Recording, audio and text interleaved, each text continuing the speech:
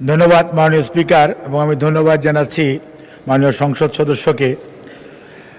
সামাজিক নিরাপত্তা খাতে বাজেট উনি 1 টাকা কমানোর জন্য যে প্রস্তাব করেছেন ছাঁটাই প্রস্তাব, আমি এটাকেও ধন্যবাদ জানাই।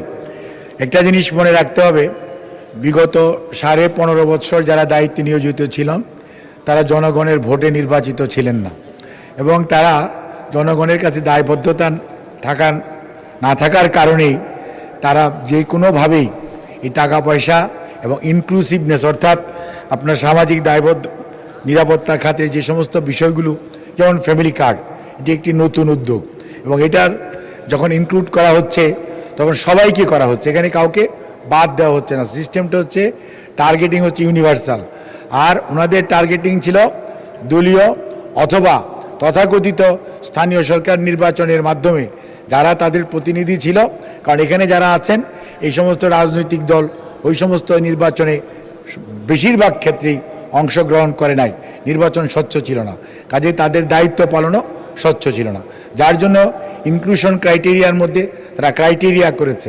বাট বর্তমান প্রধানমন্ত্রী এটিকে ইউনিভার্সাল করার যে আমাদেরকে নির্দেশ দিয়েছেন, সেই পরিপ্রেক্ষিতে আমরা মনে করি আগামী দিনে সকল সংসদ সদস্যদের সহযোগিতায় এবং সরকারি কর্মকর্তা কর্মচারীদের সহযোগিতায় আমরা নির্দলীয়ভাবে নিরপেক্ষভাবে জনগণের প্রতিনিধি হিসাবে ইনক্লুড করা যাবে এবং এই মাত্র 30,442 কোটি 66 লক্ষ টাকা শুধু নয়, এর চেয়ে আরও বেশি টাকার প্রয়োজন পড়বে সামাজিক সুরক্ষা যদি আমরা নিশ্চিত করতে চাই।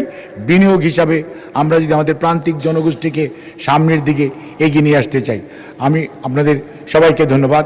আমি মনে করি ছাঁটাই প্রস্তাবটি না গ্রহণ করে আমার উত্থাপিত প্রস্তাব গ্রহণ করা উচিত। ধন্যবাদ।